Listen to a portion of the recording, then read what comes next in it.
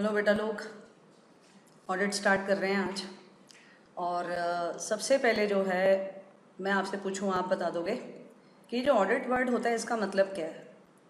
हम बोलते हैं ना भैया ऑडिट कर लेना, किसी भी चीज़ का ऑडिट कर लेना। तो ऑडिट का जब हम मतलब निकालते हैं तो उसका सिंपल सा मतलब होता है चेक कर लेना, है ना। अगर मैंने बोला कि भी किसी भी चीज़ का ऑडिट कर लेना तो उसका क्या मतलब होता है कि उसको चेक कर लेना। अब यहाँ पे जो हम अपने ऑडिट बहुत तरीके का होता है, financial audit, management audit, tax audit, propriety audit, बड़े सारे ऑडिट्स होते हैं। फिलहाल जो हमारा आईसीआई ने जो आपके कोर्स में रखा हुआ है ऑडिट एंड एश्योरेंस, जो सब्जेक्ट है आपका, उसमें आपको जो ऑडिट पढ़ना है वो है फाइनेंशियल ऑडिट। देखो ध्यान से सीखना, ये जो वर्ड है ये है फाइनेंशियल ऑडिट। अगर मैं आपसे पूछूं कि फाइनेंशियल ऑडिट क्या होता है तो आप आइडिया दे दोगे मुझे कि जी फाइनेंशियल बुक्स ऑफ अकाउंट्स, क्योंकि ऑडिट का मतलब क्या है चेक करना, और फाइनेंशियल का क्या मतलब है financial books of accounts and financial statements, है ना। तो फाइनेंशियल ऑडिट हो गया जी जब आप बुक्स ऑफ अकाउंट्स की चेकिंग कर रहे हो, और या फिर आप फाइनेंशियल स्टेटमेंट्स की चेकिंग कर रहे हो, है ना। अब बात आती है कि ये फाइनेंशियल ऑडिट को अगर मैं बताऊं तो इसका मतलब है आप चेक कर रहे हैं, है ना। जैसे मैंने अभी बताया कि आप चेक कर रहे हैं, आप किसको चेक कर रहे हैं, तो आंसर आता है जी बुक्स ऑफ अकाउंट्स को चेक कर रहे हैं, या फिर आप फाइनेंशियल स्टेटमेंट्स को चेक कर रहे हैं। ये आपकी छोटी क्लासेस से आप सीखते आ रहे हैं ये वर्ड्स, फाइनेंशियल स्टेटमेंट्स। आज आप अपनी नॉलेज चेक करेंगे कि बुक्स ऑफ अकाउंट्स को चेक करना और फाइनेंशियल स्टेटमेंट्स को चेक करना, ये तो चलो ठीक है मैं सिखाऊंगी। मैं आपसे बस ये पूछ रही हूँ कि बुक्स ऑफ अकाउंट्स में क्या क्या आता है। तो चेक करो अपनी नॉलेज, मैं धीरे धीरे बोलती हूँ जिससे कि आप समझ पाओ कि बुक्स ऑफ अकाउंट्स में क्या आता है। तो पहला आता है इसमें आपका जर्नल, जिसमें आप अपनी एंट्रीज रिकॉर्ड करते हो, या फिर आपकी आता है या तो कोई एंट्री आपकी जर्नल में रिकॉर्ड होती है या फिर आपकी किस में रिकॉर्ड होती है, सब्सिडरी बुक। सब्सिडरी बुक का एग्जाम्पल मैं आपसे पूछूं तो आप बता दोगे जी कैश बुक, सबसे जल्दी जो आपको याद आती है ना। तो सब्सिडरी बुक्स, कैश बुक, पेटी cash book, bill receivable book, bill payable book, है ना। ये सारी जो बुक्स होती हैं ये आपकी बुक्स ऑफ अकाउंट्स का पार्ट है। तो सबसे पहले आता है जी इसमें जर्नल या सब्सिडरी बुक्स, और फिर दूसरा आता है जी इसमें आपका लेजर। लेजर में आप क्या करते हो, लेजर में आप पोस्टिंग करते हो, है ना, अकाउंट्स बनाते हो सारे के सारे, दैट इज़ योर लेजर। और फिर उनकी आप क्या करते हो जी अकाउंट्स की बैलेंसिंग करते हो, वो भी आपको पता है। उसकी हेल्प से फिर आप क्या बनाते हो, ट्रायल बैलेंस। ट्रायल बैलेंस में आप क्या करते हो, डेबिट और क्रेडिट कॉलम बना देते हो, जिसमें सारे एसेट्स को डेबिट कर देते हो, लाइबिलिटीज़ को क्रेडिट कर देते हो। जब मतलब डेबिट साइड पे उनके बैलेंसेस लिख देते हो, लाइबिलिटीज़ के क्रेडिट साइड पे लिख देते हो, वैसे ही एसेट्स और इनकम और एक्सपेंसेस सब हो जाता है। तो ये ट्रायल बैलेंस बन गया। तो आंसर आता है कि बुक्स ऑफ अकाउंट्स क्या यहाँ पे हैं या इसके आगे भी कुछ है, तो आंसर है बस यहीं तक है। अब आपकी नॉलेज आप समझ गए होंगे क्या थी और आपको कहाँ जाना है। तो अगर आप थोड़ा सा भी कुछ वीक थे इस नॉलेज में तो हमेशा के लिए सीख लो, कभी भी फ्यूचर में आपसे पूछो तो आपको हमेशा याद होना चाहिए कि बुक्स ऑफ अकाउंट्स का क्या मतलब होता है, जर्नल या फिर सब्सिडरी। इसको मैंने ऐसे क्यों लिखा जर्नल या सब्सिडरी, क्योंकि कोई ट्रांसैक्शन अगर जर्नल में एंटर होती है तो वो सब्सिडरी बुक में नहीं होती है, और अगर वो सब्सिडरी बुक में हो रही है, जैसे कैश ट्रांसैक्शन है, पैसा आया गया है आपके पास और उसकी आपने रिकॉर्डिंग करनी है या एंट्री करनी है, तो वो आप सब्सिडरी बुक में करोगे, तो उसकी आपको कोई एंट्री जर्नल में नहीं होगी, राइट। और लेजर में आपको पता है अकाउंट्स बनते होते हैं, फिर इनके बैलेंसिंग कर ली जाती है, और ये सारे बैलेंसेस कहाँ पोस्ट ट्रांसफर हो जाते हैं जी, ट्रायल बैलेंस में, राइट। अब इस ट्रायल बैलेंस की हेल्प से आप बनाते हो फाइनेंशियल स्टेटमेंट, है ना। अब बात आती है जी ये फाइनेंशियल स्टेटमेंट, जिसको मैं शॉर्ट में लिख दूंगी एफएस। फाइनेंशियल स्टेटमेंट में क्या आता है, तो ये नॉर्मली बच्चे बता देते हैं कि जी आपका सबसे पहले ट्रेडिंग आता है, जो आपके छोटी क्लासेस से आप सीख रहे हो। ट्रेडिंग अकाउंट से क्या निकालते हो जी, सबको पता होता है, क्रॉस प्रॉफिट। कैसे कैसे क्वेश्चन पूछती हो मैडम जी आप, है ना, ठीक है, पता होना चाहिए। उसके बाद आता है जी आपका profit and loss account. Profit and loss account से फिर सबको पता है क्या निकालते हैं हम, नेट प्रॉफिट। और फिर हम थर्ड बना देते हैं आपका बैलेंस शीट। बैलेंस शीट में आ जाती है सारी एसेट्स और सारी लाइबिलिटीज़, है ना। ये जब हमने दिखा दी तो हमारी क्या बन गई, बैलेंस शीट। और फिर इसमें आ जाता है कैश फ्लो स्टेटमेंट, सीएफएस, जो कहीं लागू होता है, फाइनेंशियल स्टेटमेंट का पार्ट होता है, कहीं ऐसा नहीं है। तो फिलहाल कोई भी आपसे पूछे जी फाइनेंशियल स्टेटमेंट्स में क्या आता है, तो आप आंसर क्या दोगे, ट्रेडिंग, जीपी निकालते हैं, फिर पीएनएल आ गया जिसमें नेट प्रॉफिट निकालते हैं, फिर बैलेंस शीट आ गया, और फिर आपका सीएफएस आ गया, राइट। अब अगर वापस जाए तो ध्यान दो, मैंने क्या लिखा है, फाइनेंशियल ऑडिट। फाइनेंशियल ऑडिट का मतलब है कि जी आप बुक्स ऑफ अकाउंट्स और फाइनेंशियल स्टेटमेंट का ऑडिट कर रहे हो। ऑडिट का क्या मतलब है, जी आप उसको चेक कर रहे हो, है ना। अब बात आती है इसी फाइनेंशियल ऑडिट को हम, ध्यान से सुनना, ये जो फाइनेंशियल ऑडिट मैंने बताया ना बेटा जी आपको, इसी फाइनेंशियल को ऑडिट को हम बोलते हैं कंपनी ऑडिट। क्यों? क्योंकि आपके कोर्स में हम सारा टाइम जिसका भी ऑडिट पढ़ेंगे वो क्या है, कंपनी है। अगर मैंने पूरे कोर्स में कोई भी सेक्शन बोला तो आप समझ जाइए कि वो कौन से एक्ट का बोल रही हूँ, कंपनीज एक्ट का, क्योंकि हम किसका ऑडिट पढ़ने जा रहे हैं, कंपनी ऑडिट, कंपनी का ऑडिट। और धीरे धीरे कई बातें समझ में आएंगी, अभी तो डिटेल में नहीं बोल सकते। फिर इसको बेटा जी हम बोलते हैं स्टैट्यूटरी ऑडिट, स्टैट्यूटरी ऑडिट। अब बात आती है स्टैट्यूटरी, एक वो बच्चा जिसने ये वर्ड कभी नहीं सीखा, स्टैट्यूटरी, है ना, बहुत ध्यान से देखो, स्टैट्यूटरी ऑडिट। अब एक वर्ड आता है, आई होप आपको आता होगा, नहीं आता इसीलिए मैं आपको बता रही हूँ। स्टैट्यूट का क्या मतलब होता है, स्टैट्यूट का मतलब होता है लॉ। अब हमेशा के लिए याद कर लीजिए कि स्टैट्यूट का क्या मतलब होता है, लॉ।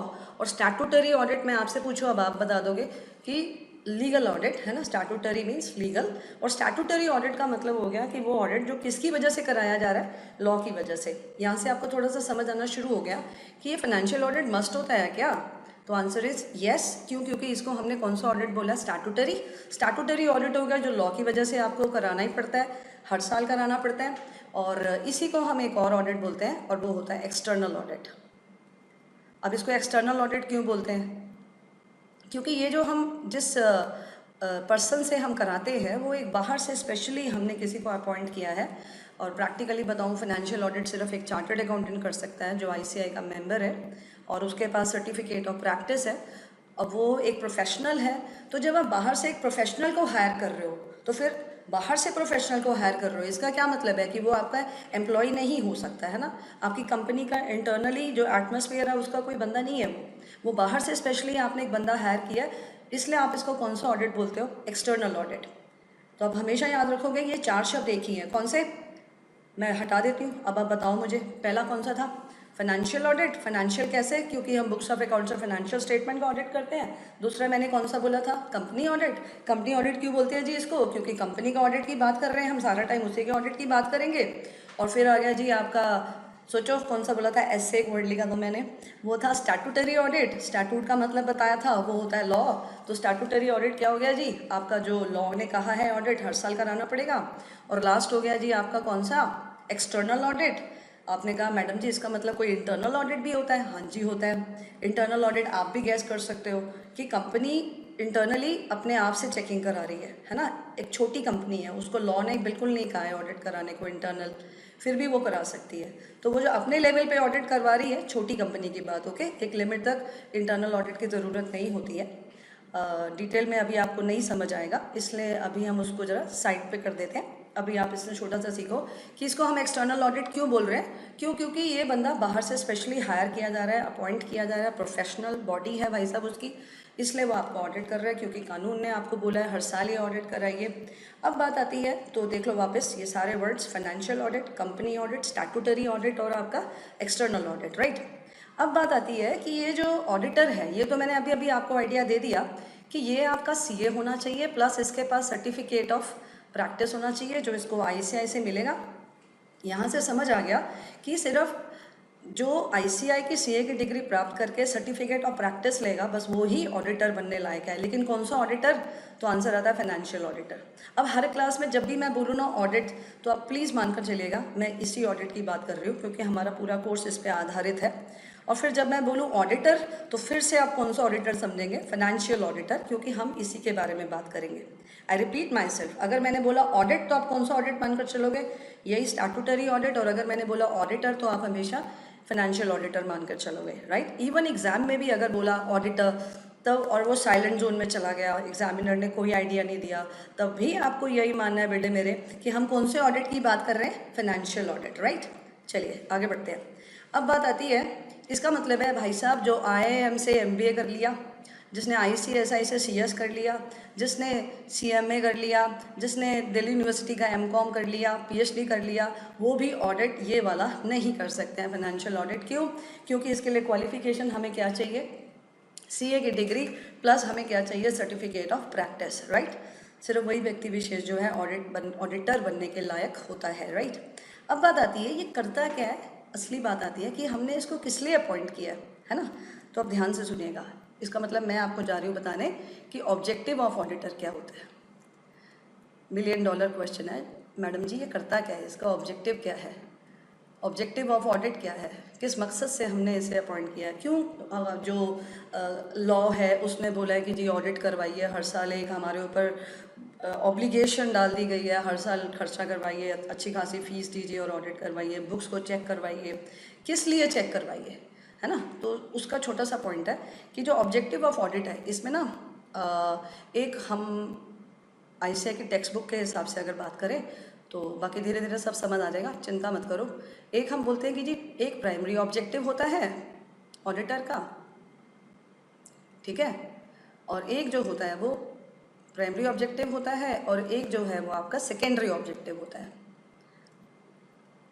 ध्यान से सुनना, एक कौन सा होता है प्राइमरी ऑब्जेक्टिव और एक कौन सा होता है सेकेंडरी ऑब्जेक्टिव। अब बात आती है, सबसे पहले हम प्राइमरी ऑब्जेक्टिव की बात करेंगे। प्राइमरी में आपसे पूछूं प्राइमरी क्या होता है, बच्चों वाला वर्ड है जी, क्या से वर्ड पूछती हो आप। तो प्राइमरी का मतलब है मेन, है ना, जो आपका मेन ऑब्जेक्टिव है। तो जो प्राइमरी ऑब्जेक्टिव है आपका वो है ऑडिटर को ना एक ऑडिट रिपोर्ट बनानी होती है।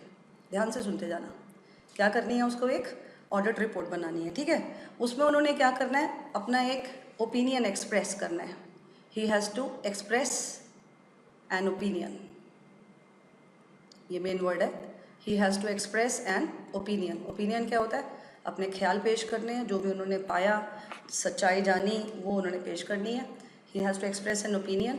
किस चीज़ का ओपिनियन एक्सप्रेस करना है, वेदर, अब ध्यान से देखना, वेदर बुक्स ऑफ अकाउंट्स, जो मैंने अभी अभी वर्ड बोला था, है ना, whether books of accounts show, बिल्कुल ऐसे तोड़ तोड़ के सीखते हैं शब्दों को, show a true and fair view, show a true and fair view of the actual, ये सबसे अहम शब्द है बच्चे मेरे, of the actual state of affairs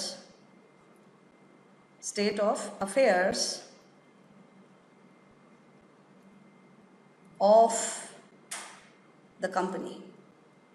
आ गया ना कंपनी, क्योंकि हम बात ही कंपनी की करेंगे। अब देखिए, he has to express an opinion whether books of account show a true and fair view of the actual state of affairs of the company. इसकी हिंदी करेंगे तो आप सब बता देंगे कि जो बुक्स ऑफ अकाउंट्स है वो शो करती हैं, क्या शो करती हैं जी, ट्रू एंड फेयर व्यू, किस चीज़ का, actual state of affairs of the company, है ना। इसका मतलब है कि जो बुक्स ऑफ अकाउंट्स हैं, क्या कंपनी उसमें वही दिखा रही है जो कंपनी करती है, कि जो उसका एक्चुअल स्टेट ऑफ अफेयर्स है, जो कंपनी एक्चुअली करती है, क्या बुक्स ऑफ अकाउंट्स में भी वही सब नज़र आ रहा है। ऐसा तो नहीं है कंपनी करती कुछ है और किताबों में दिखाती कुछ है। इसका मतलब है ऑडिटर को क्या करना है, ऑडिटर को सच्चाई जाननी है, उसको ट्रूथ जानना है। इसका ना रटने की ज़रूरत नहीं है, पूरी ऑडिट में कुछ भी रटने का नहीं है। Audit is a highly technical subject और मार्क्स लाने बहुत आसान है अगर आप लैंग्वेज पे ध्यान दें, अगर आप मेरी थॉट प्रोसेस जो मेरी बनी हुई है नॉन स्टॉप, मैं घंटों बोल सकती हूँ, पूरा ऑडिट एक बार में पढ़ा सकती हूँ। अगर मुझे कोई बोले जी आप बस नॉन स्टॉप बोलती चली जाओ, तो मैंने कोई रटा नहीं हुआ है, ये सब मेरे मेमोरी में है, तो वो सब आपकी मेमोरी में भी बन सकता है। आप कहेंगे मैडम जी आप तो इतने टाइम से पढ़ा रहे हो, बोलते रहते हो, ऐसा कुछ भी नहीं है। कम्प्लीटली लॉजिकल सब्जेक्ट है, टेक्निकल सब्जेक्ट है, तो आप ध्यान से सुनोगे तो मकसद सॉल्व हो जाएगा। मतलब मेरा मकसद आपको क्या है, आपकी थॉट प्रोसेस मैच्योर करना है, क्योंकि ये और सब्जेक्ट आपने कभी भी नहीं पढ़ा है ना। तो इसमें बहुत आसान है अगर आप मेरे को ध्यान से सुनोगे। और मकसद रटना नहीं है, मकसद क्या है कि आपको मैं कैसे सोचती हूँ, मेरी सोच कैसे बनी है, बस वही लेके जाओ तो मेरा काम बन जाएगा। सिचुएशन ये होनी चाहिए कि एग्ज़ाम में पढ़ के नहीं गया, मेरे को एक दिन पहले बुखार था, मैं चला गया, मैं एक दिन पहले नर्वस हो गया या कुछ भी हो गया। नर्वस तो खैर नहीं हो गया, क्यों, क्योंकि जब आप अच्छे से पढ़ाई कर लोगे तो कोई नर्वसनेस नहीं आती है। मान लीजिए किसी वजह से बच्चा नहीं पढ़ पाया, तबीयत ख़राब की वजह से, तो भी वो जो नॉलेज मैं दूंगी उसके बेसिस पे ही पास होके आ जाएगा। Are you getting. और अगर आप 60s में लाना चाहते हो, 70s में लाना चाहते हो, 80s में, मेरा स्टूडेंट जो है वो 84 मार्क्स तक ला चुका है ऑडिट में, 79, 78, ये बड़े आम मार्क्स हैं जो मैंने अपने स्टूडेंट्स के देखे हैं। लिस्ट बनी हुई है मेरे पास 70s में, 60s में, सब बहुत आसान है। आप बस ध्यान से सुनते चले जाओ, कॉन्सेंट्रेट करो जो मैं बोल रही हूँ उस बात पे, राइट। अब देखो कि उसको करना क्या है, उसको सच जानना है। सच क्यों जानना है? देखो, अगर हम एक पब्लिक कंपनी की बात करें तो आपको थोड़ा जल्दी समझ आएगा। वैसे हर कंपनी का यही हाल होता है, पब्लिक कंपनी से जल्दी समझ आएगा कि पब्लिक कंपनी में किसका पैसा लगा हुआ है। तो आंसर आता है जो पब्लिक है उसका पैसा लगा हुआ है। इसका मतलब है उसमें लाखों शेयर होल्डर्स होते हैं, उन सबका पैसा लगा हुआ है ना। जबकि संभाल कौन रहा होता है? ये चंद डायरेक्टर, 10 11 12 बस इतने डायरेक्टर्स होते हैं जो बोर्ड ऑफ डायरेक्टर्स। और इनको अपॉइंट किसने किया है? हम मेंबर्स ने किया है। हम मेंबर्स कौन? जिन्होंने पैसा लगाया। इसका मतलब है हम लोगों ने मिलकर कंपनी बनाई, उस कंपनी में पैसा लगाया और हम में से ही कुछ एक को हमने बोला भैया तुम संभालो, हम तुम्हें ईमानदार मानते हैं। इसका मतलब है चंद लोगों को हमने कंपनी संभालने को दे दी और अपना पूरा पैसा भी दे दिया। इसका मतलब चंद लोग हैं जो करोड़ों रुपया लेके बैठ गए हैं, राइट। तो क्या हमें हिसाब नहीं चाहिए? क्या हम नहीं चाहेंगे जानना कि हमारे पैसे का क्या हुआ? चाहेंगे, राइट। अब हम जब ये जानना चाहेंगे कि हमारे पैसे का क्या हुआ, तो हम सच सच जानना चाहेंगे या झूठ झूठ जानना चाहेंगे? तो आंसर है सच जानना चाहेंगे। और ये सच हमें कौन बताता है? ऑडिटर। इसका मतलब है, एक लाइन मैं बोलती हूँ हमेशा ऑडिट पढ़ाते हुए, बहुत बार बोलूँगी, आप देखेंगे कि ऑडिटर पे हम ये एक ऐसा व्यक्ति है जिसमें हम अपने से भी ज़्यादा विश्वास करते हैं। इसका मतलब है अगर मेरे घर पे एक एनुअल रिपोर्ट आई, कंपनी की जो एनुअल रिपोर्ट बनती है मीटिंग से पहले हमारे घर पे आती है, उस एनुअल रिपोर्ट में पता चलता है कंपनी ने साल भर में क्या परफॉर्मेंस दिखाई। उसी में ऑडिटर की रिपोर्ट भी होती है।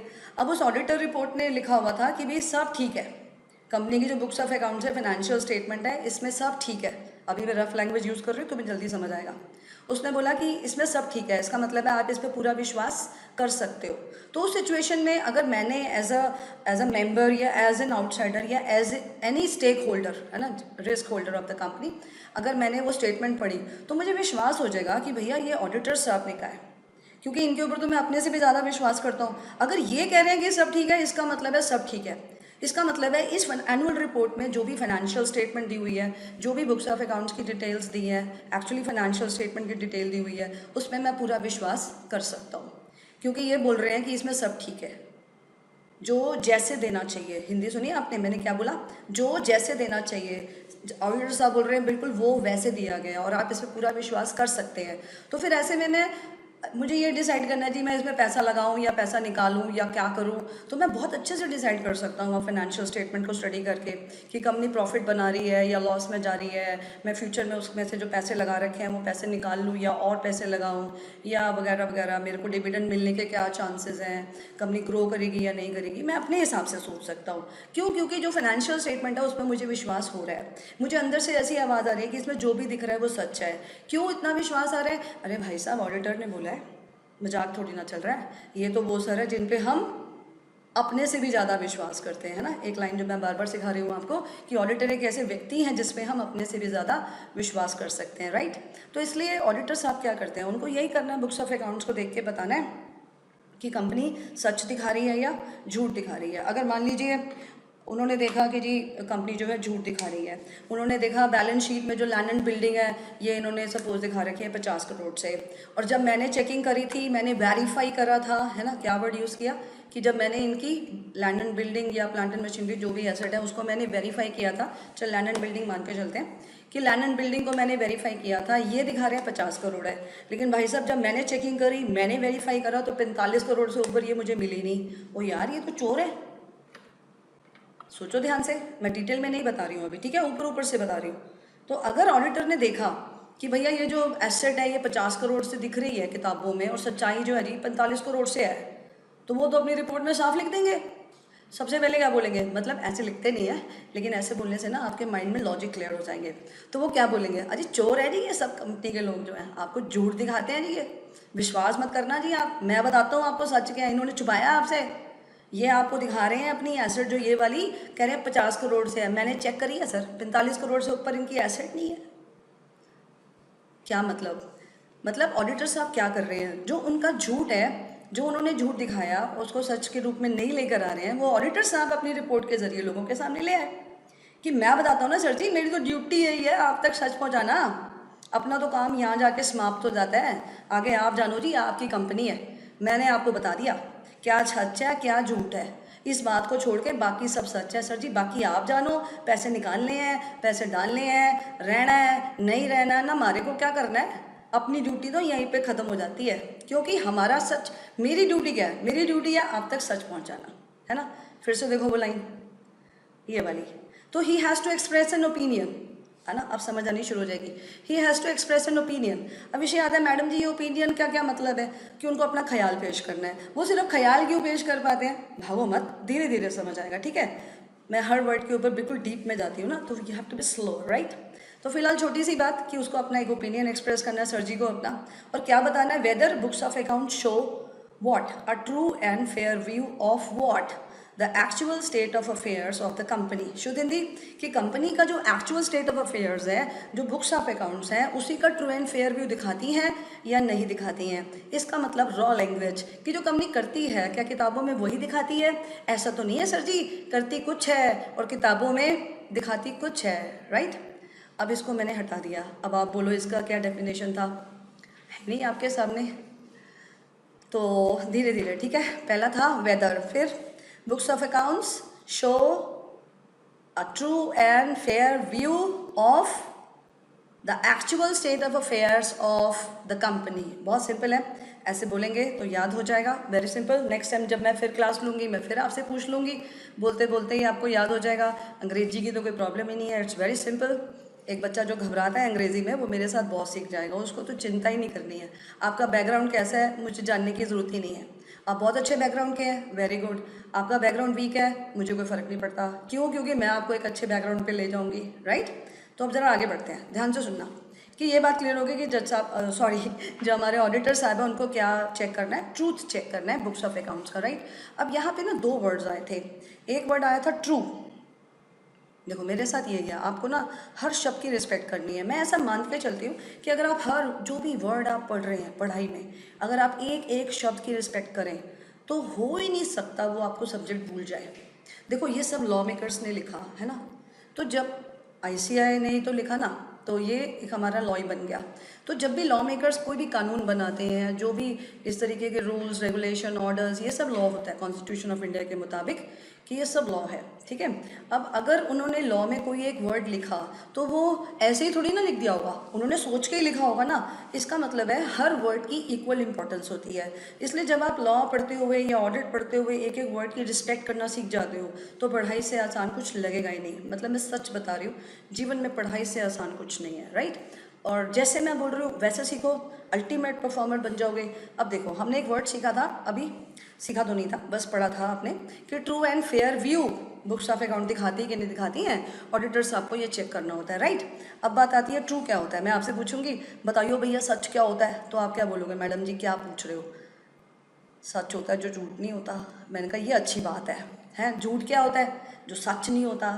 ये तो वैसे हो गया भाई साहब, मेरा घर कहाँ है, तेरे घर के सामने, तेरा घर कहाँ है, मेरे घर के सामने, हम दोनों का घर कहाँ है, आमने सामने, वेरी गुड, है ना। तो ऐसे थोड़ा सीखते हैं, तो ऐसे सीखते हैं जैसे मैं सिखा रही हूँ, सीखा कि ट्रू क्या है, तेरे आंसर बिल्कुल ठीक है कि जो झूठ नहीं है ना, फॉल्स। इसका मतलब फिर फॉल्स क्या है, तो आप बोल दोगे, फिर आप बोल दोगे जी जो झूठ नहीं है ना, तो वो नहीं जाना मुझे। तो बात आती है फॉल्स क्या है। देखो इधर फॉल्स होता है, इसकी 3 तरीके से मैं बात करती हूँ फॉल्स क्या होता है, ठीक है, ध्यान से सुनना, बिल्कुल चटनी बना देंगे टॉपिक की। फॉल्स होता है पहला, जो आपकी ज़िंदगी में रोज़ आप बोलते हो, अरे मैडम झूठ बोलता है, ये झूठा आदमी है जी, इसका मतलब है रॉन्गली टोल्ड, है ना। अगर आपने किसी चीज़ को गलत बताया तो फिर वो तो फॉल्स है ना। आप बोलेंगे हाँ जी ये रॉन्गली टोल्ड है, तो ये क्या है जी, फॉल्स है, ठीक है। या फिर आपने बताया ही नहीं, आप कहेंगे ये क्या बात हुई। मैंने एक बंदे को कहा कि भैया तूने झूठ बोला, कहता लो जी मैं तो बोला ही नहीं। तो मैंने बोला नहीं, अगर आपने मेरे से छुपाया तो वो भी झूठ था। कहते ये क्या बात हुई, जब मैं बोला ही नहीं तो झूठ कहाँ से हो गया। मैंने कहा 1 मिनट, अगर तू मुझे बता देता तो मेरा डिसीजन कुछ और हो जाता, अब तूने मुझे नहीं बताया तो मेरा डिसीजन कुछ और हो गया। इसका मतलब है जो तूने मुझे नहीं बताया वो क्या था, वो मटेरियल था। अब एक वर्ड नया आ गया आपके सामने, है ना। आपके आसपास सब जगह पे मटेरियल ही तो होता है, लेकिन लॉ में मटेरियल का क्या मतलब होता है, लॉ में मटेरियल का मतलब होता है इम्पॉर्टेंट, कि कोई भी चीज़ अगर महत्वपूर्ण है तो उसको हम क्या बोलते हैं बेटा जी, मटेरियल। Material means important. अब मैंने कहा देख भाई तूने मेरे को जो नहीं बताया वो क्या था, मटेरियल था, और जो तूने मेरे को अगर बता दिया होता तो मेरा डिसीजन चेंज हो जाता। इसका मतलब है मटेरियल क्या होता है, मटेरियल होता है दैट अफेक्ट्स डिसीजन। ध्यान से सीख कि मटेरियल क्या होता है, दैट अफेक्ट्स डिसीजन, जो आपके डिसीजन पे असर डाले उसको हम क्या बोलते हैं? मटेरियल। ठीक है, ध्यान से सुनना कि मैंने बोला कि तूने तो मुझे बताया नहीं, तो ये भी झूठ था। कहते हैं एक तो मैं बोला नहीं, इधर से आप बोल रहे हो झूठ बोला है। मैंने कहा ओए, अगर तूने मुझे बता दिया होता ना तो फिर मैं भी अपना कोई डिसीजन दूसरे तरीके से ले लेता। तूने नहीं बताया इसलिए मैंने ऐसा किया, ठीक है? तो इसलिए वो फॉल्स है क्योंकि उसने मेरे डिसीजन पे असर डाला, राइट? अब अगर रॉन्गली टोल्ड है, अब बात आती है कि वो जो रॉन्गली टोल्ड है क्या वो भी मटेरियल होना चाहिए? तो आंसर इज यस। जैसे एक एग्जाम्पल सुन, एक ना कंपनी ने प्रॉस्पेक्टस छापा। ठीक है, प्रॉस्पेक्टस सबको पता होता है, जब अपन पब्लिक इशू लॉन्च करते हैं तो एक कागज़ बनाते हैं, उसको हम क्या बोलते हैं? Prospectus, right? अब उस प्रॉस्पेक्टस में ना कंपनी ने जो अपना एड्रेस लिखा था ना, ध्यान से सुनियो, बड़ा इंटरेस्टिंग है। कंपनी ने जो अपना एड्रेस लिखा ना, वो लिखा 115A3 सेक्टर 12, फिर कुछ भी आगे लिखा, ठीक है, जो भी लिखा। फिर एक जो है शेयर होल्डर, वो तो कोर्ट ऑफ लॉ पहुंच गया, जस्ट सब धोखेबाज हैं ये लोग, धोखा किया जी इन्होंने मेरे साथ, फ्रॉड हुआ है मेरे साथ, ये मिसलीडिंग प्रॉस्पेक्टस है, झूठ बोलते हैं जी। जज साहब बोले क्या हो गया भाई, क्या तकलीफ क्या तेरी, ठीक से बताएगा, एक ही बात बोले जा रहा है चोर है करके, फ्रॉड है। कहते जज साहब इनके प्रॉस्पेक्टस में झूठ लिखा हुआ है। जज साहब बोले क्या झूठ लिखा है, हम भी सुन ले भाई। बोलता जज साहब इन्होंने अपना एड्रेस लिखा है 115A3 सेक्टर 12, पूरा एड्रेस सुना दिया उसने, जो मैंने नहीं लिखा उसने बता दिया पूरा। जज साहब बोले तो फिर क्या हो गया? बोले जज साहब ये गलत एड्रेस बता रहे हैं। जज साहब बोले अच्छा फिर सही एड्रेस क्या है इनका? बोले जज साहब वो 115 नहीं है, वो 116 है, बाजू वाला घर है जी, सेक्टर 3 सेक्टर 12, सारा एड्रेस सेम है। तो जज साहब बोले ओ भाई, ज़मीन आसमान उल्टा नीचे हो गया क्या? अगर एक बिल्डिंग साइड पे चली गई है, एडजस्टेंट हो गया, तो बड़ी प्रॉब्लम हो गई क्या तेरे को? है 115 देख के तूने सोचा शेयर खरीदता हूँ, 116 देख के तुझे लगा शेयर नहीं खरीदना। ये इतनी बड़ी बात थी क्या तेरे लिए? टाइम पास करने आ गए यहाँ पे? तुझे लगता है हम खाली बैठे हैं यहाँ पे, है ना? क्या भाई तू भी ना बस। तो अब बात आती है इस एग्जाम्पल के बाद, क्या जज साहब ने इस एड्रेस चेंज को, जो गलती हो गई कंपनी से, क्या उसको मटेरियल माना? नहीं। क्यों? क्योंकि इससे किसी के डिसीजन पे कोई फ़र्क नहीं पड़ता है। तो क्या ये प्रॉस्पेक्टस मिसलीडिंग है? तो आंसर आता है नहीं।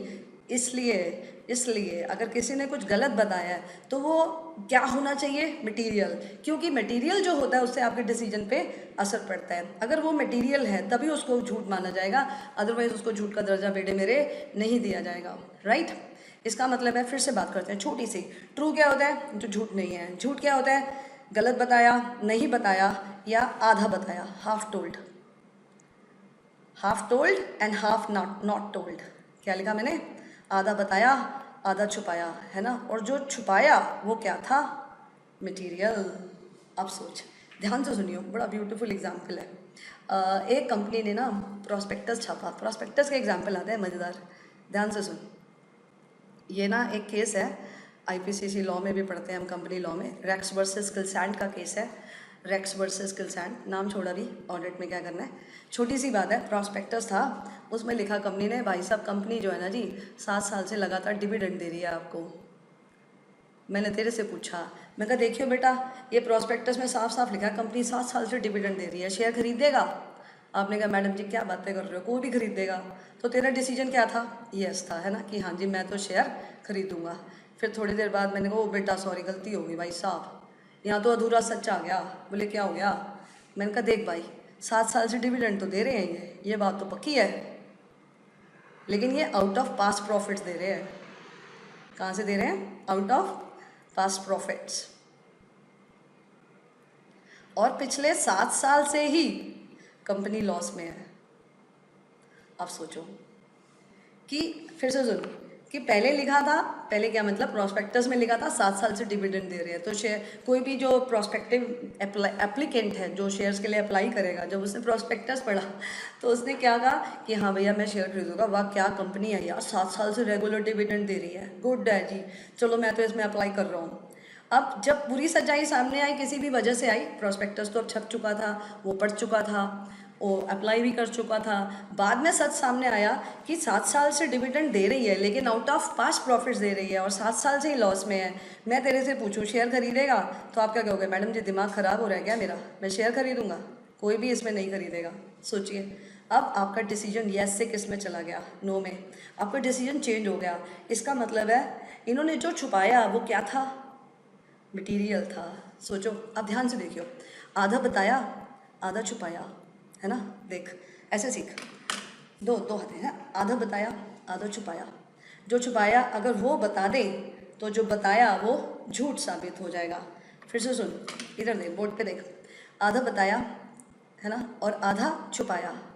जो छुपाया अगर वो बता दे तो जो बताया वो झूठ साबित हो जाएगा। इसका मतलब है तेरा डिसीजन यस से नो में हो जाएगा। इसलिए इसका मतलब अब समझ आया कि जो इन्होंने आधा, ये वाला ये आ गया कि जो आधा बताया और आधा नहीं बताया, जो नहीं बताया वो मटेरियल था, उससे तेरे डिसीजन पे असर पड़ा क्योंकि तेरा डिसीजन यस से नो में हो गया। तो इसको भी कानून ने किस चीज़ का दर्जा दिया कि ये झूठ है।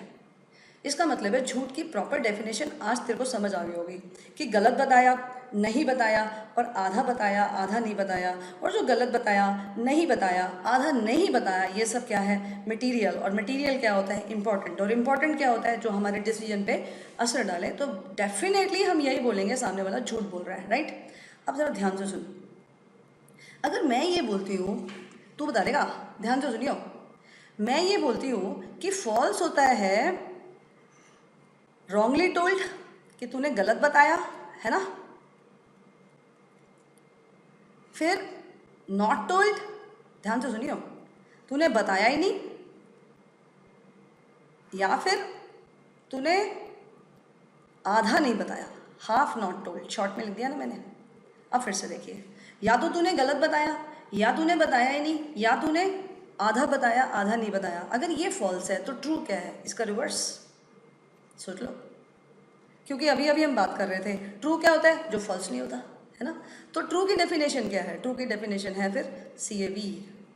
ये एक निमोनिक है मेरा, शॉर्ट फॉर्म जैसे बोलते हैं आप, कि CAV। अब ये CAV क्या होता है, बहुत ध्यान से सुनिएगा। कभी भी मैं आपसे पूछूँ ना ट्रू का क्या मतलब था, तो आंसर इज CAV। अब C क्या होता है, C से बनता है कंप्लीट। अभी रट जाएगा, मतलब समझ आ जाएगा, तो रटने की जरूरत ही नहीं पड़ती है। फिर एक्यूरेसी, A से क्या बना बेटे मेरे, एक्यूरेसी। B से क्या बना, वैलिड। ठीक है, अब ध्यान से सुन, कंप्लीट का क्या मतलब है। मैंने कहा हमारी books of accounts true view दिखाती हैं। इसका मतलब पहली बात हम बोलना चाहते हैं, सर जी कंप्लीट है। कंप्लीट का क्या मतलब है कि अगर सर जी 10 ट्रांसैक्शन है ना, 9 नहीं दिखाई है सर जी, 10 की 10 दिखाई हैं, आप चेक कर लो ऑल्टर साहब आके, हम तो यही बोलेंगे कंप्लीट व्यू है जी, बिल्कुल। इसका मतलब है हम ये बोल रहे हैं कि हमने कुछ भी ऐसा नहीं है जो हुआ है और हमने रिकॉर्ड नहीं किया है, राइट। इसका मतलब है जब भी मैं तेरे से पूछूँ ना कंप्लीट का क्या मतलब है, तो आपने 2 शब्द बोलने हैं। देखो इसी से आपके आंसर की भाषा बनेगी। मार्क्स पता कब आते हैं, जब आप छोटी सी बात को बड़े ज़्यादा शब्दों में बोल पाते हो और टीचर खुश हो जाता है अंदर तक कि भाई साहब क्या एक्सप्लेनेशन है, और इन शब्दों से ही आपके एक्सप्लेनेशन बन जाया करेंगे। ठीक है, तो बस आप मेरे वाले शब्द सीखते जाओ, मार्क्स कितने भी आ जाएंगे आपके। तो कंप्लीट का क्या मतलब होता है, नथिंग अनरिकॉर्डेड। क्या बोला मैंने, नथिंग अनरिकॉर्डेड। नथिंग अनरिकॉर्डेड की हिंदी कोई भी कर सकता है कि ऐसा कुछ भी नहीं है जो हमने रिकॉर्ड नहीं किया। देखो मैं इसको ऐसे भी बोल सकती थी, एवरीथिंग रिकॉर्डेड, लेकिन उससे वो इंप्रेशन नहीं आता। अब कभी भी देखोगे ना लीगल लैंग्वेज में नो नो करके बात ज़्यादा करते हैं। मैंने भी वही किया, आप भी वही करोगे, धीरे धीरे आपकी भी यही भाषा बन जाएगी, तो कमाल हो जाएगा। क्योंकि कानून ऐसे ही सीखते हैं, क्योंकि इससे ये फोर्स आती है, ऐसे बोलने से ना फोर्स आती है, इंप्रेशन पड़ता है। देख लो, ऐसा कुछ भी नहीं है बाबूजी जो हमने रिकॉर्ड नहीं किया, ऐसे बोलना, और हमने सब कुछ रिकॉर्ड किया है। इस बात में उतना दम नहीं है जितना इस बात में है कि ऐसा कुछ भी नहीं है बाबूजी जो हमने रिकॉर्ड नहीं किया। तो आपने ऐसे ही सीखना है, ठीक है। अभी दिक्कत आएगी, धीरे धीरे आपकी आदत बन जाएगी।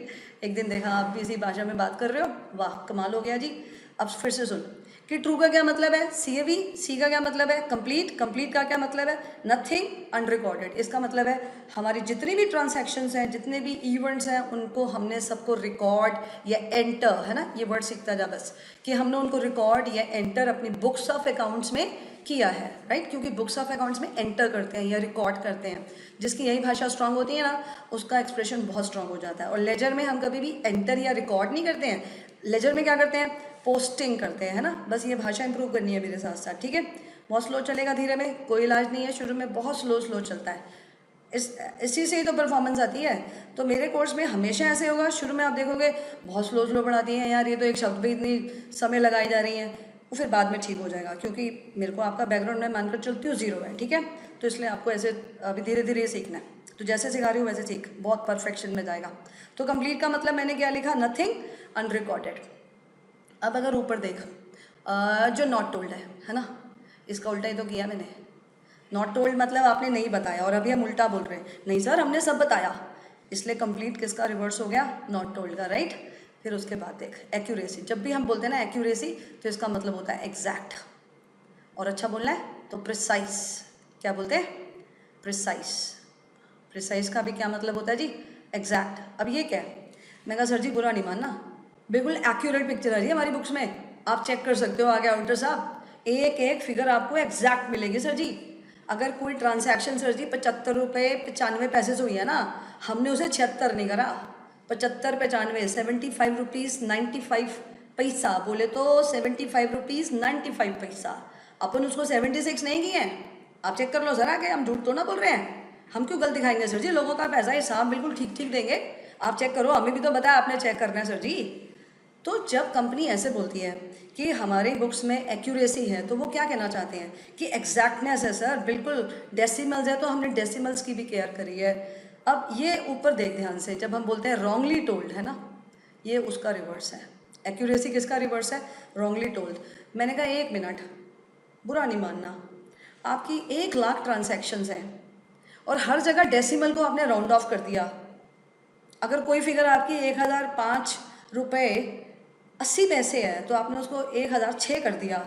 ऐसे अगर 1 लाख ट्रांजैक्शंस में आप कर दोगे, और सर जी आप किसको बेवकूफ़ बना रहे हो, आप तो बहुत बड़े चोर हो, आप एक्यूरेसी नहीं जानते क्या होता है क्या। इसका मतलब है एक्यूरेसी का क्या मतलब है, एग्जैक्ट अमाउंट, इसका मतलब है आप डेसिमल्स की भी केयर करते हैं, एग्जैक्ट फिगर दिखा रहे हैं आप, that is why it is accurate, right. और फिर वो किसका उल्टा हो गया, रॉन्गली टोल्ड का, कि आपने गलत बताया और यहाँ पे हम बोल रहे नहीं सी हमने बिल्कुल सही सही बताया, राइट।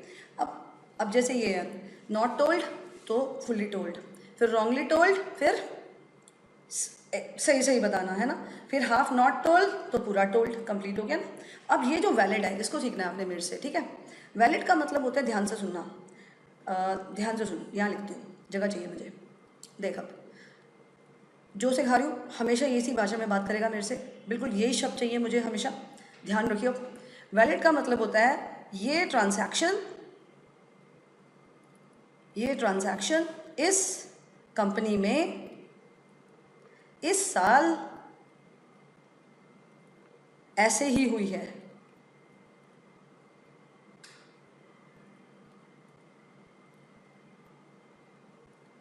अब देखिए, जब मैंने बोला ये ट्रांजैक्शन इस कंपनी में इस साल ऐसे ही हुई है, अगर हम ऑडिटर को ये कह रहे हैं तो हम ये कहना चाहते हैं सर जितना भी हम आपको किताबों में दिखा रहे हैं ना जी, जितनी भी ट्रांजैक्शन और इवेंट्स आप देख रहे हो ना जी, ये सब हुआ है सर, इसी साल हुआ है सर, इसी कंपनी में हुआ है सर, और ऐसे ही हुआ है सर, हम झूठ क्यों दिखाएंगे आपको।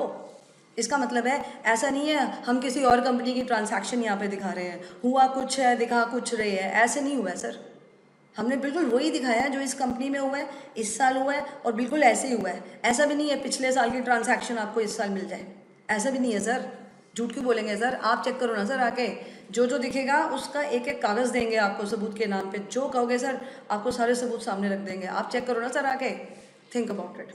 इसका मतलब है अगर हम ट्रू एंड फेयर व्यू में से ट्रू शब्द का मतलब पकड़ें, तो ट्रू का मतलब कभी भी पूछूं तो आप क्या बोलोगे, CAV। CAV का क्या मतलब है, complete, accurate and valid. Complete का क्या मतलब है, नथिंग अनरिकॉर्डेड, कि हमने कुछ भी ऐसा नहीं है जो रिकॉर्ड ना किया हो। एक्यूरेट का क्या मतलब, हमेशा बताएगा एग्जैक्ट, बिल्कुल अमाउंट्स जो है हमने डेसिमल्स तक की कदर करी है सर जी, एक पैसा भी इधर से उधर चेंज नहीं किया है। और वैलिड का क्या मतलब था, देख छुपा हुआ है अभी तो सोच के बता, ये ट्रांजैक्शन इस कंपनी में इस साल ऐसे ही हुआ है। जब कंपनी इतना CAV अगर आपको मिल जाता है ना बुक्स ऑफ अकाउंट्स में, ऑडिटर साहब को तसल्ली हो जाती है अंदर से जी कंप्लीट है सब कुछ, वाकई एक्यूरेट और वैलिड है, ये 3 बातें होने पर ही वो क्या बोल सकते हैं कि जी इनकी बुक्स ऑफ अकाउंट्स कौन सा व्यू शो करती हैं जी, ट्रू व्यू। समझे आप, अभी तो मैंने एक ही वर्ड सिखाया है, ऐसे ही पढ़ते हैं शुरू में। उसके बाद एक वर्ड आया, देखो उसने क्या बोला था, whether books of account show are true and fair, है ना। अब एक नया वर्ड आया फेयर। फेयर मैं आपसे पूछूंगी आप भी बोल दोगे, बच्चों वाला वर्ड है कि फेयर का मतलब क्या होता है, रिलायबल। मैंने कहा जी बहुत फेयर पर्सन है जी, चिंता मत करो आप, बढ़िया आदमी है सर। जब मैंने किसी के लिए बोला बड़ा फेयर पर्सन है, इसका क्या मतलब है, वो आप उस पर पूरा रिलाय कर सकते हो, आप उस पर पूरा विश्वास कर सकते हो। आप बच्चा लोग से पूछूंगी, आप भी बता दोगे कि भैया हम किस पे विश्वास, अगर मुझे किसी इंसान पे पूरा विश्वास है, इसका क्या मतलब है? भाई वो बड़ा रिलायबल है, मैं उस पर रिलाई कर सकता हूँ, कोई भी भाषा बोल दो कि जी मैं उस पर पूरा विश्वास कर सकता हूँ, इसका क्या मतलब है? हम किस पे विश्वास कर पाते हैं? हम उस पर विश्वास कर पाते हैं जो बिल्कुल हमसे कुछ भी छुपाता नहीं है और बिल्कुल वैसे बताता है जैसे वो सब हुआ है ना। इसका मतलब है उसकी टोन में, उसके बताने के तरीके में कहीं कुछ गलती नहीं होती है, जो जैसे घटा होता है वो बिल्कुल वैसे ही बताता है, तभी हम उस पर विश्वास करते हैं और हमसे कभी भी वो कुछ भी नहीं छुपाता है, राइट। अब यहाँ पे फेयर का क्या मतलब है ना, ध्यान से सुनना, कॉन्सेंट्रेट करना पड़ेगा आपको। इसके लिए ना पहले आप ये सीखो कंपनी क्या होती है। तो आंसर है जी कंपनी आर्टिफिशियल होती है। क्या बच्चों वाली बात पूछते हो मैडम जी आप, है ना, आप बोलोगे क्या मैडम जी। तो कंपनी क्या है जी, आर्टिफिशियल बॉडी है। चक्कर ये है कि वो सेपरेट लीगल एंटिटी भी तो है भाई साहब, कि कंपनी क्या है, सेपरेट लीगल एंटिटी। इसका मतलब है कंपनी कंपनी है और उसमें जो मेंबर्स हैं वो मेंबर्स हैं। कंपनी की जो एसेट्स हैं वो कंपनी की हैं, वो मेंबर्स की नहीं है। मेंबर्स का कंपनी की चीज़ों पे कोई हक नहीं है ना। सब कुछ कंपनी का अपना है। बस ये है कि उसके हाथ पाँव ब्रेन नहीं है, तेरी मेरी तरह चल नहीं सकती है, बोल नहीं सकती है, वो सब प्रॉब्लम्स है बस उसके साथ, क्योंकि नेचुरल नहीं है हम की तरह। तो वो क्या है, आर्टिफिशियल है, लेकिन क्या है, सेपरेट लीगल एंटिटी है, ठीक है। अब बात आती है कंपनी एक्ट किसने बनाया, है ना। तो आंसर आता है जी गवर्नमेंट ने बनाया। कंपनी एक्ट किसने बनाया, सेंट्रल गवर्नमेंट ने बनाया। अब सेंट्रल गवर्नमेंट ने एक आर्टिफिशियल बॉडी बनाई जिसको हम एक सेपरेट लीगल एंटिटी देते हैं। तो गवर्नमेंट ने क्या बोला कि भैया ये खुद को तो संभाल नहीं सकती, तो इसको कौन संभालेगा? तो आंसर आया बीओडी संभालेंगे, है ना। बीओडी को कौन अपॉइंट करेगा जी, मेंबर अपॉइंट्स कर देते हैं कि जी भाई लोग आप लोग मिलकर ज़रा कंपनी को संभाल लो। हम सब 1 लाख लोग क्या संभालेंगे, है ना। बड़ी कंपनीज में तो लाखों शेयर होल्डर्स होते हैं, तो वो सब थोड़ा ना संभालेंगे। तो कौन संभालेगा, बीओडी संभालेगा। अब गवर्नमेंट ने कहा ओ भाई ज़रा तमीज़ से संभालना। मैंने कहा सर तमीज़ सिखा रहे हो, तमीज़ का क्या मतलब है यहाँ पे? तमीज़ का मतलब है कि जैसे हम कह रहे हैं वैसे संभालना। सेपरेट बॉडी है भैया, इसका मतलब है आपको, हम एक लोगों का पैसा जो आप इस्तेमाल करोगे उसको आप वैसे बताओगे जैसे हम कह रहे हैं। मैं कहा सर कुछ नहीं समझ आया, आप क्या बोल रहे हो? कहते देखो हम आपको ना, आप लोगों का फाइनेंस लेके बैठे हो। मैंने कहा हाँ सर फाइनेंस लेके बैठे हैं। कहते और जिम्मेदारी इस आर्टिफिशियल बॉडी की है। मैंने बोला हाँ सर सेपरेट है तो जिम्मेदारी इसकी है। कहते हैं अब वो खुद तो कुछ कर नहीं सकती है, तो तुम्हें फिर ठीक से जवाब देना है लोगों को, क्योंकि आप कंपनी के बिहाफ पे काम कर रहे हो, मेंबर्स के बिहाफ पे, कंपनी के बिहाफ पे काम कर रहे हो, फाइनेंस लोगों का यूज़ कर रहे हो, तो आपने इस फाइनेंस को रिपोर्ट करना है। मैंने बोला हाँ सर। कहते तो इस फाइनेंस को रिपोर्ट करने के लिए हमने आपको एक दायरा दिया है जिसको हम बोलेंगे, इस फाइनेंस की क्या करनी है, आपने रिपोर्टिंग करनी है और बिल्कुल सही से रिपोर्टिंग करनी है, जैसे जैसे हम बोलेंगे वैसे वैसे आप फॉलो करो। इसका मतलब है एक कंपनी को संभालने के लिए गवर्नमेंट ने क्या किया, एक कानून बनाया और बोला भैया इस कानून के दायरे में रहकर आपने कंपनी को संभालना है, अपने हिसाब से मत संभालना। और ये जो दायरा हम दे रहे हैं इसी को हम तमीज़ बोल रहे हैं, इसके दायरे में रहिए और जैसे जैसे बोल रहे हैं वैसे वैसे संभालिए। अब सब लोगों का पैसा लेके बैठे हैं, मजाक नहीं कर रहे हैं किसी के साथ। हमने बोला यस सर, अब समझा दीजिए वो क्या बोलना चाहते हैं आप। बोले हाँ सुनो ध्यान से, कि आपने लोगों के फाइनेंस की रिपोर्टिंग बिल्कुल ठीक से करनी है और उसका हम आपको एक दायरा दे रहे हैं, है ना। तो इसको हम बोलते हैं FRF। ये जो दायरा होता है इसको हम क्या बोलते हैं, FRF। प्लीज़ एग्जाम में आप कोई शॉर्ट फॉर्म नहीं लिखोगे, सारी फुल फॉर्म्स लिखोगे। वो मेरी क्लास के लिए होती है बस, जिससे कि आपको मेमोराइज हो जाए, क्योंकि मेरा काम आपको समझाने के साथ साथ मेमोराइज कराना है। मार्क्स तभी आएंगे जब आपकी मेमोरी में मैं सब डाल दूंगी और वो सब आप लिखाएंगे और लिखने से मार्क्स आ जाएंगे, ठीक है। और सब लर्न कर सकते हैं, सब लर्न कर सकते हैं, क्योंकि कुछ रटने का नहीं है, समझने का है। और जब हम चीज़ों को समझ लेते हैं तो फिर वो रट जाता है अपने आप, है ना। लोगों को लगता है रट्टू है, वो हमें पता है बेटा क्या टेक्निक है, कैसे उसने इतना मेमोरी बनाया हुआ है अपना। आप बस साथ जाओ, मेरे साथ देते रहो, सब हो जाएगा। अब FRF क्या होता है, ठीक हो। FRF होता है फाइनेंशियल रिपोर्टिंग फ्रेमवर्क। क्या होता है बेटा जी, फाइनेंशियल रिपोर्टिंग फ्रेमवर्क। रटो वटो नहीं, ध्यान से देखना, सब समझ आ जाएगा, जिंदगी भर के लिए याद हो जाएगा, ऐसे भी हो सकता है। तो फाइनेंशियल रिपोर्टिंग फ्रेमवर्क, अब एक ना मैंने बोला भैया फ़ोटो ये लगानी है, फ़ोटो फ्रेम ले आ जाके, तो वो फ़ोटो फ्रेम लेकर आया, है ना। ये फ़ोटो फ्रेम है मान लीजिए। जब फ़ोटो फ्रेम लेकर आया तो मैंने फ़ोटो फ्रेम देखा, मैंने कहा ओ भाई छोटा है ये, बड़ा लेकर आ, फ़ोटो नहीं आ रही इसमें। तो ये फ़ोटो फ्रेम क्या होता है, फ़ोटो फ्रेम है एक दायरा, एक बाउंड्री, है ना, एक साइज़ जिसके अंदर वो फ़ोटो पूरी आ जाएगी। तो फ्रेम क्या होता है? फ्रेम होता है उसका दायरा, है ना, किसी भी चीज़ के दायरे को हम क्या बोलते हैं? फ्रेम। तो यहाँ पे फाइनेंशियल रिपोर्टिंग फ्रेमवर्क का क्या मतलब है कि फाइनेंस को रिपोर्ट करने का एक दायरा है, एक फ्रेम है, उसके अंदर रह के आपने वो सारी रिपोर्टिंग करनी है। आपने कहा नहीं समझ आया, आप क्या क्या बोले जा रहे हो, तो आपको सुनना पड़ेगा कि आईसीआई ने बोला, ICI plus government of India सब ने मिलाकर एक आपको फाइनेंशियल रिपोर्टिंग फ्रेमवर्क दिया। और फाइनेंशियल रिपोर्टिंग फ्रेमवर्क में इसको ना एक और वर्ड बोलते हैं हम। जब भी मैं बोलूँ ना आपसे कि फेयर का क्या मतलब होता है, तो आप फेयर का मतलब बोलोगे जी एफआरएफ। मैं बोलूँगी जी एफआरएफ क्या होता है, तो आप फुल फॉर्म बता दोगे फाइनेंशियल रिपोर्टिंग फ्रेमवर्क, है ना। फिर मैं बोलूँगी जी फाइनेंशियल रिपोर्टिंग फ्रेमवर्क क्या होता है, तो आपने एक छोटा सा वर्ड बोलना है जी डिस्क्लोजर प्रिंसिपल्स। क्या वर्ड बोलना है? Disclosure principles. मैंने कहा जी डिस्क्लोजर प्रिंसिपल्स क्या होता है, तो आपने कहना जी फाइनेंस को कैसे रिपोर्ट करना है, कैसे डिस्क्लोज करना है, वो सबका दायरा। ठीक है। अब जैसे बोलने से नहीं आएगा, आगे सुनने से आएगा। जैसे गैप है, कानून ने क्या बोला कि भैया ये गैप फॉलो करो आप। गैप क्या होता है? Generally accepted accounting principles. क्या होता है? Generally accepted accounting principles. कई बच्चे लोग को पता होगा, जिसको नहीं पता उसके लिए मैंने बोल दिया, बस सीख लो, आगे से पूछो याद। क्या होता है? Generally accepted accounting principles, right. तो एक आपको गैप फॉलो करना है। फिर बोले जी आपको जो अकाउंटिंग स्टैंडर्ड्स इशू होते रहते हैं अपने अकाउंट्स बनाते हुए, बेटा जी उनको सारा फॉलो करना है।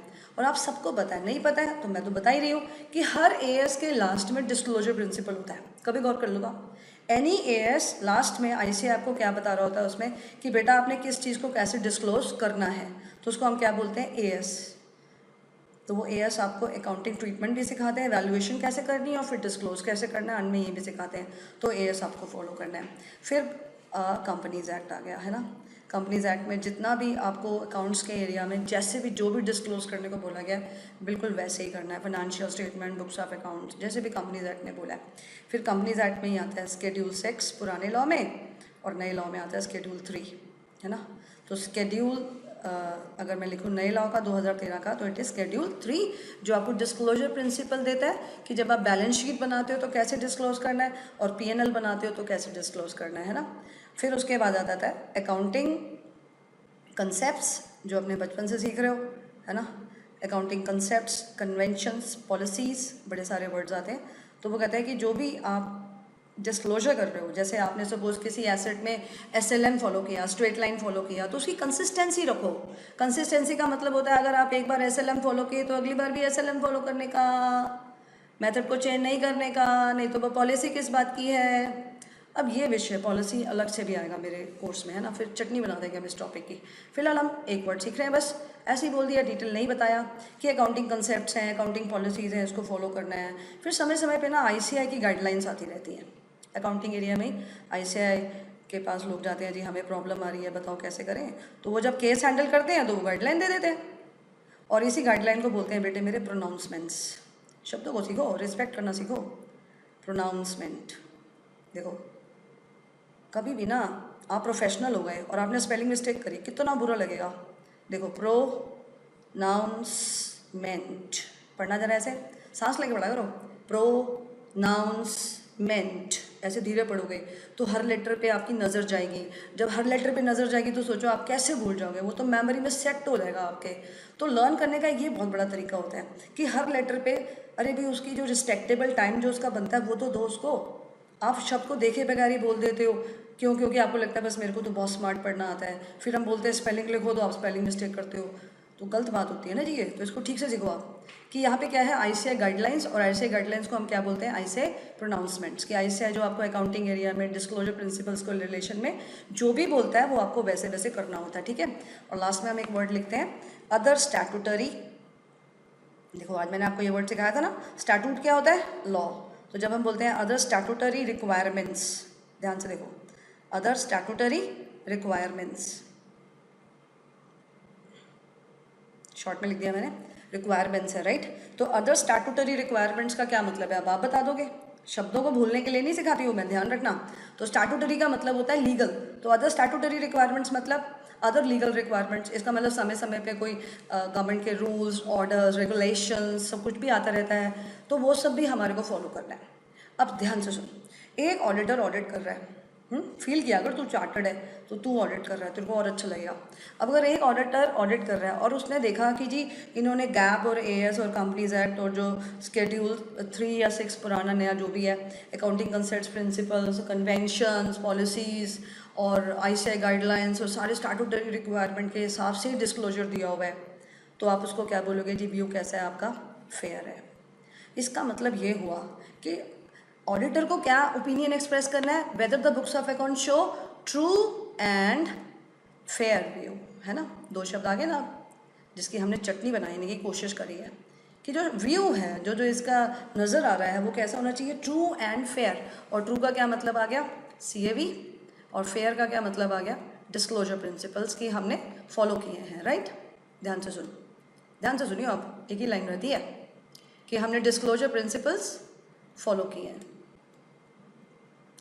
अब इसका क्या मतलब है, CAV का फुल फॉर्म याद कर, कंप्लीट, कंप्लीट के लिए 2 वर्ड्स, नथिंग अनरिकॉर्डेड, फिर एक्यूरेट। एक्यूरेट का क्या मतलब लिखा था, 2 वर्ड लिखे थे, सोच, एग्जैक्ट और प्रिसाइज। इसका मतलब है जो जैसे था उतने अमाउंट से दिखाया। फिर वैलिड के लिए वो लंबी सी लाइन, ये ट्रांजैक्शन इस कंपनी में इस साल ऐसे ही हुई है ना, वो ट्रू था। और फेयर मतलब जैसे जैसे कानून ने बोला है हमने वैसे वैसे डिस्क्लोज उसे किया है। इसका मतलब है, इसको मैं अपनी रफ भाषा में बोलना चाहूँ जिससे कि हमेशा के लिए भैया लॉजिक के साथ सेट हो जाए ये लाइन आपके माइंड में, तो इसका क्या मतलब है, जो जैसे कहा है, देखो जो जैसे कहा है, अगर कंपनी ने वैसे ही दिखाया है तो फिर व्यू कैसा है, ट्रू एंड फेयर। जो कहा है इसका मतलब कंप्लीट बातें एक्यूरेटली बताना है, वैलिड बताना है। और जैसे मतलब जैसे कानून ने डिस्क्लोज करने को बोला है वैसे, तो जो जैसे कहा है ना, ये बड़े हैवी वर्ड्स हैं दोनों। जो जैसे कहा है, अगर कंपनी ने बिल्कुल वो वैसे दिखाया है तो ही ऑडिटर साहब क्या कौन सा व्यू नज़र आएगा ऑडिटर साहब को, ट्रू एंड फेयर। और ऑडिटर का ड्यूटी क्या है, उसको ये दिखाना है कि जो कंपनी की एक्चुअल स्टेट ऑफ अफेयर्स है, स्टेट मतलब उनकी कंडीशन, पोजीशन, कंडीशन, कुछ समझ ले, अफेयर्स मतलब काम, इसका मतलब है कंपनी के जो कामों की असली पोजीशन है, जो एक्चुअल स्टेट ऑफ अफेयर्स है, जो बुक्स ऑफ अकाउंट्स है, उसी का सच्चा रूप दिखा रही है या नहीं दिखा रही है।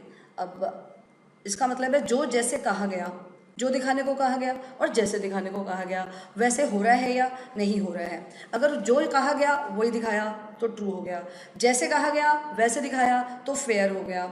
और फेयर के लिए मैं बोलूँ कौन सा वर्ड, तो FRF की फुल फॉर्म तो financial reporting framework. Financial reporting framework मतलब डिस्क्लोजर प्रिंसिपल्स। और अगर आपने ये ट्रू दिखाया और फेयर दिखाया और ऑडिटर्स आपको भी लगा कि हाँ जी जो कंपनी करती है किताबों में भी वही दिखाती है, ऐसा नहीं है कि करती कुछ और किताबों में दिखाती कुछ है, तो वो अपनी रिपोर्ट उसके आधार पर बना देंगे और फिर क्या बोल देंगे कि हाँ जी मैंने चेक कर लिया है, आप इनकी किताबों पे विश्वास कर सकते हैं क्योंकि जो दिखाना चाहिए था वही दिखाया है और जैसे दिखाना चाहिए था, कानून ने इनको जैसे बोला इस आर्टिफिशियल बॉडी के जो फाइनेंस यूज़ हो रहा था उसको दिखाने के लिए मेंबर्स के लिए बिल्कुल वैसे ही दिखाया है। इसका मतलब है जिनका पैसा है और दुनिया, उन सबको ये बिल्कुल क्लीन रिपोर्ट दे रहे हैं, बिल्कुल आप इस पर विश्वास कर सकते हैं।